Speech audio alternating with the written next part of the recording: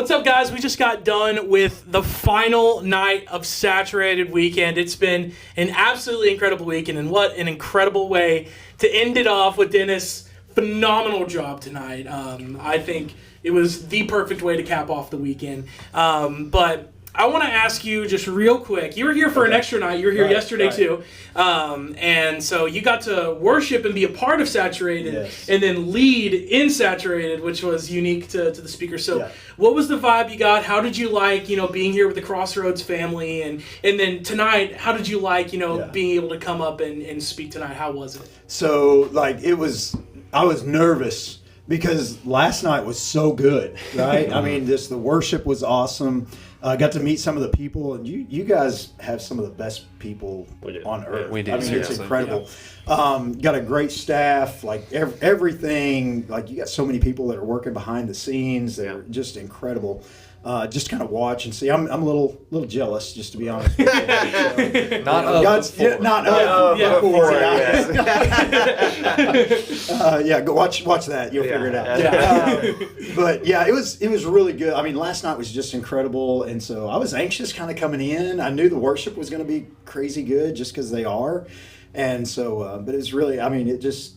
So Matthew just asked me to pray as they were doing the first song in the set, and man, it just kind of opened up and freedom came, and I just really feel like God's presence with us. So it was fun. It was just a really fun experience. Good, man, because I think you're the first speaker I've ever watched who lost his voice in the first 30 seconds of the message. But, I mean, you were passionate, you were rocking and rolling. So from that and how great of a job you did, you already mentioned, jealousy a little bit, which was a big part of what you talked about. So let's throw it to Matthew and Josh. We started with Josh, then went to Matthew yesterday. So let's go back to Josh first. What was your favorite part? What stood out to you? Just first immediate thing. How about D, all of the above? I love just the idea of generational wealth. Right. And obviously the heart that I have for I love that Shane Pruitt says they're not the next generation, they're this generation. Right. They're not the church that's coming up, but they are a part of the church if they're saved. Right. They're saints. And living in that reality of how you did such a beautiful job of, I always use the words challenge and encourage, because I think they're meant to go hand in hand of hey, I love you, but I want to call you to more. Yeah. Because, God sees more in us than we see in ourselves. Yeah. And when you talked about the absence of spiritual generational wealth is the presence of poverty. Yeah. Dude, I've had so many moments every night where I just put my pen down and I'm I need to chew on that. That is meat right there. And I think the beauty of it is that this church has a heart for not only this generation but next generation. Yeah. And when you say, I hope you're supported, I am so supported. Yeah. That's a big part of why I've wanted to be here for as long as I am and have been and want to be. But seeing the move of the people, as you called them, and the response was just so humbling for me, just to see this is the heart of Crossroads. Yeah. And it's beautiful. Yeah. Yeah, and those are anxious moments because whenever you go to a church that you're not familiar with, you're I don't know if anybody's going to respond to this or not. I don't know what, and just the response, and you could just read it in their faces, and even throughout the service, there's those moments that you're are they getting it? And then at the end they got it, right? And so it was just a great honor. Yeah, right. Yeah. So that was one of the best moments of the weekend for me. Whenever everybody came up, my whole job basically during these events and during church on Sundays is taking pictures and videos.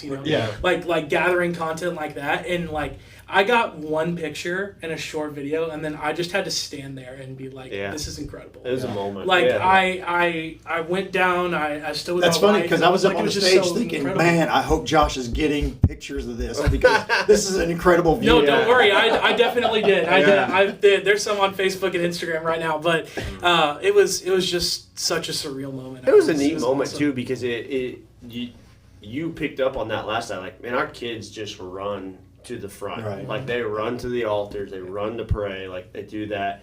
And when you put that challenge out, it's like, hey, church, don't let them be the ones leading this process, which we talked a little bit about this week. Like, hey, our kids have come back from youth camp this year, and, man, they've just pushed this thing forward for us. Like, we've seen a change in them, and I thought that was such a sweet moment. But I had that moment, I was standing by Jen, and just to look out and see, like, it was, like, the stair step of the people, because there was little kids, it was teens, and then it was moms and dads and grandmas and grandpas at that level. And I just thought that was such a sweet image for me to kind of put all of this back together.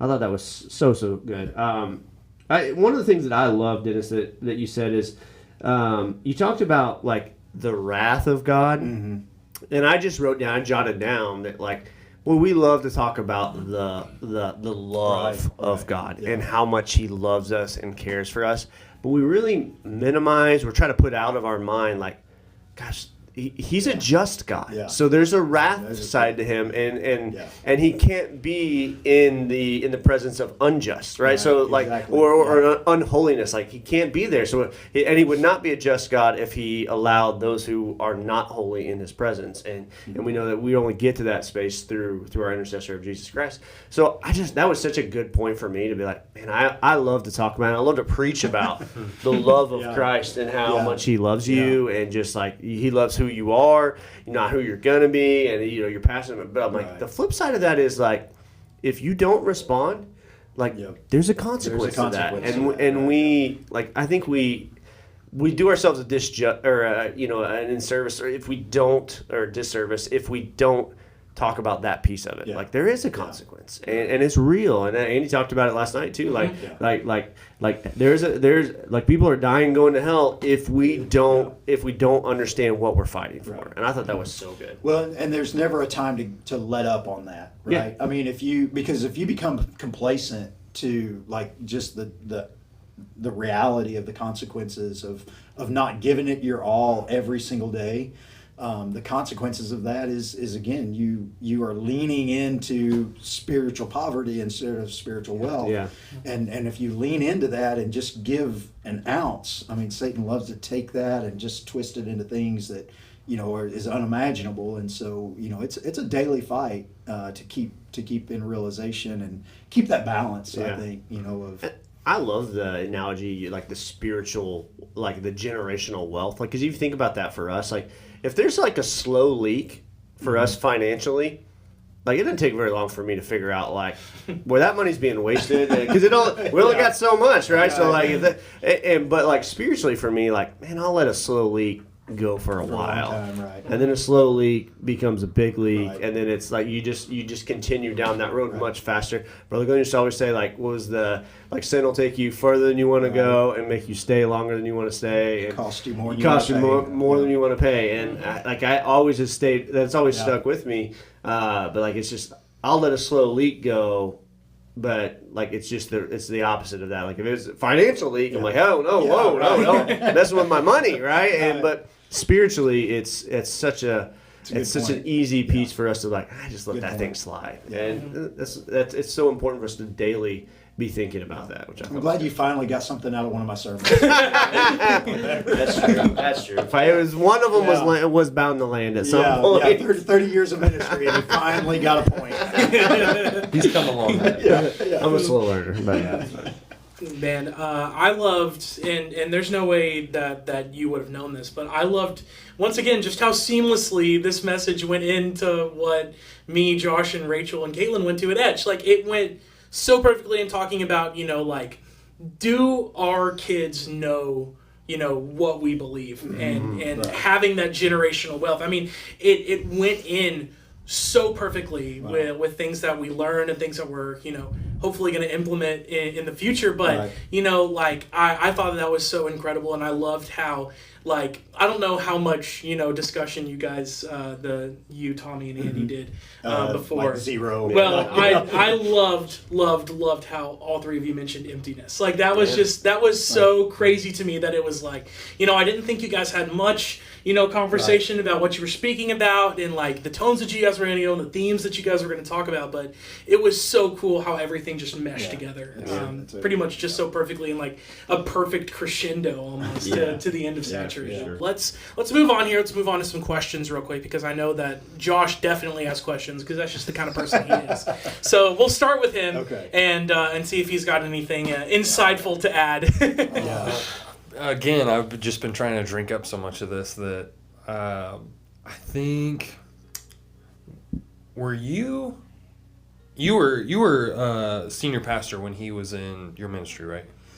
Students. He was a student. He was in my student ministry and also kind of came back. Okay. Actually, he was on staff with me whenever I was senior pastor for a while. Yeah. And That so, was my first church I worked at. Yeah. All right. Yeah. If you could go back to Dennis just starting out as Dennis right now, what do you think is one thing you would communicate above everything else? So that's like a super easy answer for me is quit trying to please people and just please God. Yeah. That so many years I wasted just trying to make everybody happy and pacify everybody, and finally, whenever I came to the realization that if you leave, like it breaks my heart, but I have to lead in this direction, and I've got to pick a direction and go. I can't juggle a million things. Yeah. And so in ministry, whenever I finally came to that point of just, hey, this is the direction we're going, let's go, and really wanted to please God instead of pleasing people, it made a huge difference. And I wasted, I'm still coming to that realization, but really, like that realization's only come in the last 2 years of my ministry. And so I feel like 20 something years I've really struggled, through that. But I think that's one of the things I would definitely say. And we see Jesus doing that time and time again, Exactly. like just saying the hard thing to the crowd. Right. And I have a lot of students that are like, man, I've got this friend like that they won't commit, like they won't do it. And like I see the frustration in their heart, but the gentle reminder too of like, hey, Jesus saw the same thing. Yeah. And whether that's a believer who's been in the church for 20 years, that it's like, well, you didn't do this thing the way that I wanted you. Like, I bet Jesus heard that from Judas. It was like, hey, well, I'm not saying every churchgoer leaves and says, oh, bye, Judas. But like, wait, that's what editing is for. That's but I mean, you nailed it. Like when I love what you said that like if you're off, get your heart right and the rest will fix itself. Right. Like man, that was such a word for me too. Of like, again, it's the Matthew 6:33. Like seek first the kingdom of God and His righteousness, and like everything has a way of falling into place. Exactly. Like that's it. Yeah.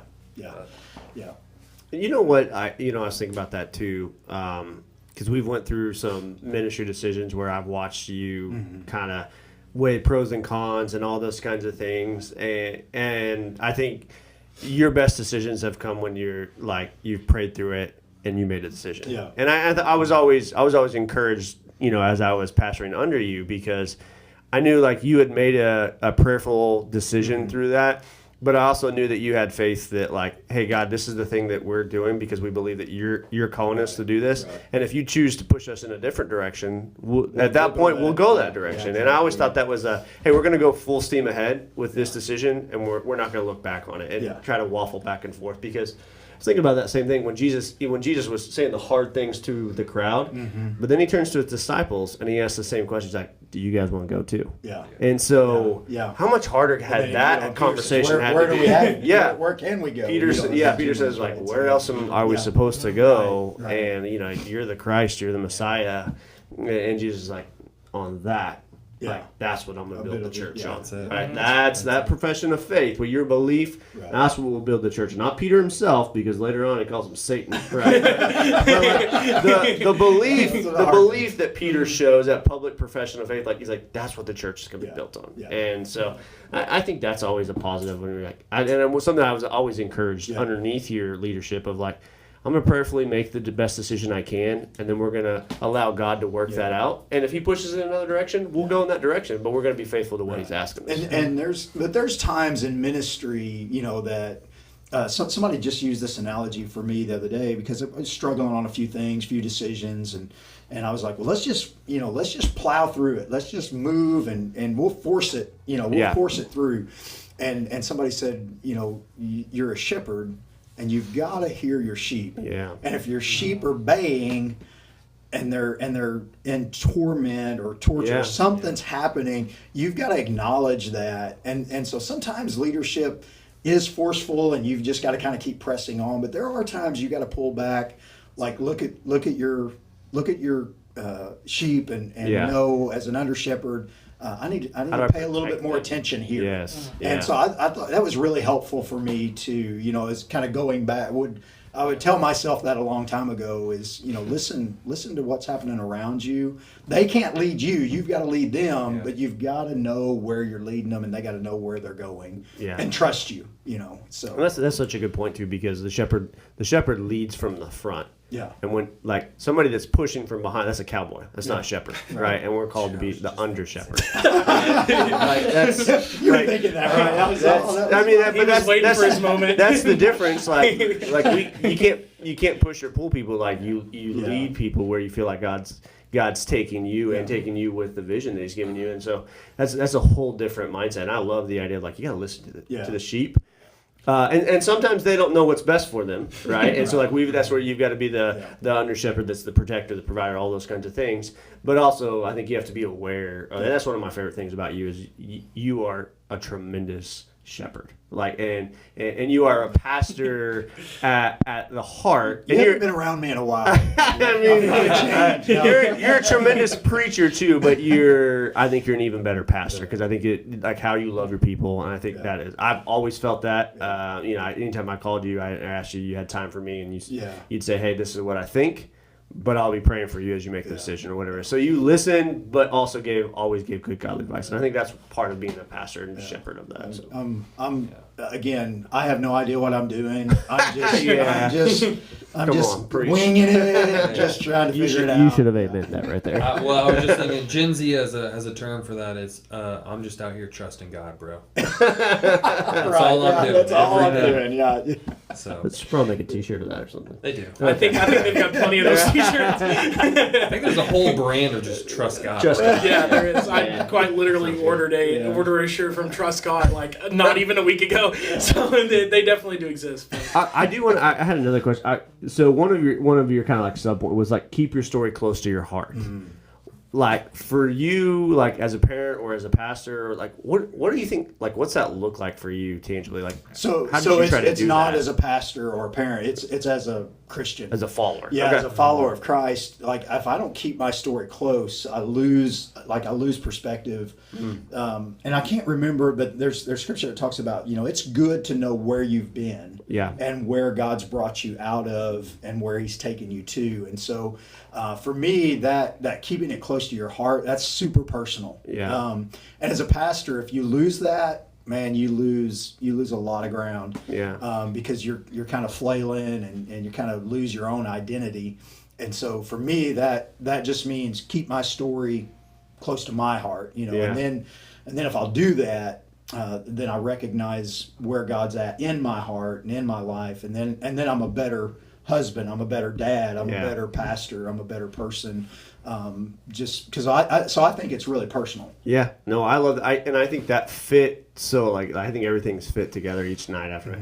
But that is the reminder that Andy used last night about hey, the demon possessed man, we were all in that place at one point, and for us to remember the story that Jesus has saved us out of. I wrote that down. Don't be ashamed of your story and how Jesus saved you out of that story. And I thought that's so good, because if I remember that, where I came from, not in boasting, but in the fact what He has saved me out of, that's also a really good tangible reminder of that's why I go out, and that's why I love on others. That's why I do the things that God has called us to do, is because I remember what He saved me from. Yeah. Well, and there's still, I remember, where I was saved. I remember where, what service it was in. I remember who came and prayed with me. I repeat that over in my head, because I need to keep that. Because if I lose the reality of how much Jesus loved me and saved me, if I lose that, your ministry can't be successful. So easy to just get off course if you miss that. Yeah. I never got over being saved. Yeah. Never. Can't get over the gospel. Well, and I was about to say, like, for application here, how do we as believers have an awareness of the past but not have an anchor in the past? You know what I mean? Like, without like just getting stuck there of like, like it would be easy to be like, well, I was stuck in this alcoholism and like that. Right. Like, how do we have an awareness but not like? Because that's the hang up for most people. Yes. Like, my past is My too past bad. is I just can't too come out deep. of this. Yeah. And time is the teller of that story, right? And it's just, I think, just watching God again, that story, you repeat it over and over again, and that's why you do that, is because you gotta keep moving forward and keep and the more you tell a story, and the more you tell your story, again, especially for a young Christian, that's just coming out of some of those things. Like if there's an accountability side of it too, because then like I hadn't just told like a small nucleus of people, like the more I tell it, there's more accountability on me that if I fail, I fail them. And so I think it's an accountability thing as well. So obviously that made me think too. I remember like one summer in college, I came back and we interned, and I don't know if you remember, it was me and Jason Marshall, and we interned one summer. Yeah. And it was hey, one shout night out to Jason. I hope he's still alive. What's up, Jason Marshall? We love you. Jesus loves you, and I hope you watch this someday. All right. But there was one night after church camp, and that's what all Saturated has been. Is those like we're trying to recreate that night at camp. That's just amazing. And I remember us talking about this, and this has always stood out to me. You said, because I was like, man, I just want to I want to do this, and I want to do this, and I want God to do these things in my life. And I'll never forget, you said, Matthew, Jesus isn't in love with some future version of yourself. Yeah. Like he wants the Matthew that you're working on right now. I said that. Yeah, that's good. Right one of the most profound things I ever. But it was also so freeing too, because I was like, yeah, like even though like I have stuff in my past and all those kinds of things that I'm not proud of, he's also not waiting for me to clean all of that stuff up. Like he's in love with the Matthew that's here, sitting here right now. Like he's not waiting for some future better version of myself. Like he wants me, right? Yeah. And ultimately he wanted me in the past. I just didn't know it yet, right? And so I thought that was a really freeing space for me, especially as I was kind of contemplating, what does ministry look like for me? And like I need to do these things and these things to be prepared for ministry or to go into ministry. And it was one of the most freeing things, because you just said like, hey, he's not in love with some future version of yourself. Like he wants the version that you right now. I'm glad you remembered that. Yeah, no, it was impactful for me. And I remember it like we're just sitting around like on one of those picnic tables in Niangua, Missouri. Shout out to Niangua, Missouri also. That's not a real place. Yeah, that is. It is. Lovely waterfalls. And that's a different place. That's a different place. But like that, I remember those nights where we've just had really good kind of iron sharpening iron conversations, and those things have pushed me along, that helped me know my story and really keep it close to my heart. And so I love that. Absolutely. So I just final thought real quick. I loved whenever you mentioned that like Gen Z and these generations and these kids and these youth, they are going to find the real you. They're going to see right through those blinders. They're going to have that authenticity, and they're going to be able to see that, because that's such a true statement. Yeah. Like it is. Like throughout my time, and my father was a youth pastor, so I was with the ministry for a long time, and like I've seen a whole lot of speakers, and I've seen a whole lot of people that you could just tell like they were not their authentic self. And like this weekend, it has been so awesome, because all three of you guys have been completely yourselves, authentically yourselves, and it's been so refreshing. And I love that you brought that up because it is something that is so true for this next generation and for these people right now, because it's this generation. I heard it a couple weeks ago. Like, this generation is not ageist.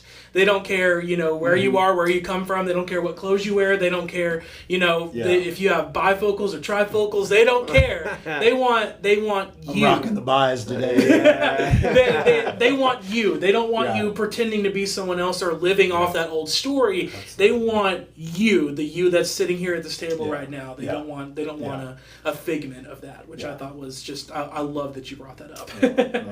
It's just truth is truth, and it's a reality that we just have to come to, right, and know that it is what it is, and if we don't recognize it in ministry, we're just fooling ourselves, right? Absolutely. And I think we're in such a sweet phase too in this with this next generation. Like, there's such an incredible opportunity for cross-generational ministry, because I do think that the kids that we see in our youth right now and those kids that are coming up, like, they really, like, they'll take someone investing in them at any season of life, and they'll just eat it up right now, because as long as it's authentic, right? as long as it's authentic, like I'm talking to you. As long as it's authentic and they genuinely know that you care about them, like, man, they're here for that, and that's so good. That's so good. And you guys have got it. I mean, it's beautiful what you guys are doing here at Crossroads, because you see that. I mean, it's really evident here. Yeah.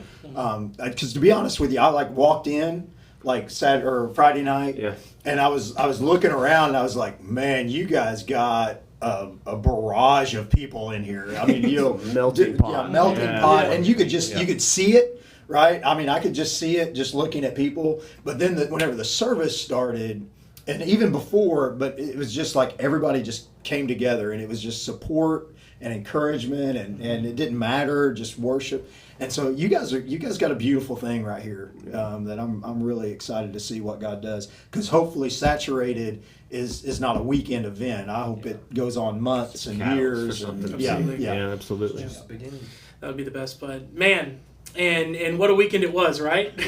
What a phenomenal weekend. 3 great speakers, just like Matthew said tonight. Can't wait to see how he puts a bow on this whole thing. Stay tuned. No, but just an incredible weekend. Thank you once again for Dennis for joining us here, and also for just an incredible message tonight. Just a great job tonight. I'm used to saying, like, we'll see you tomorrow at 6:30, but we probably won't see you tomorrow at 6:30. See you tomorrow morning at 8:30. Yeah, exactly. 8:30 and 10, baby. Exactly. See you tomorrow morning at 8:30 and 10. But man, just an incredible weekend, and once again, just a huge thank you to Dennis. Yeah, it was awesome. I hope you guys enjoyed all these post shows. I know that we absolutely had a blast filming them and doing them. So I hope to see you guys here tomorrow morning at 8:30 and 10, because we're just going to continue this weekend on. See you guys.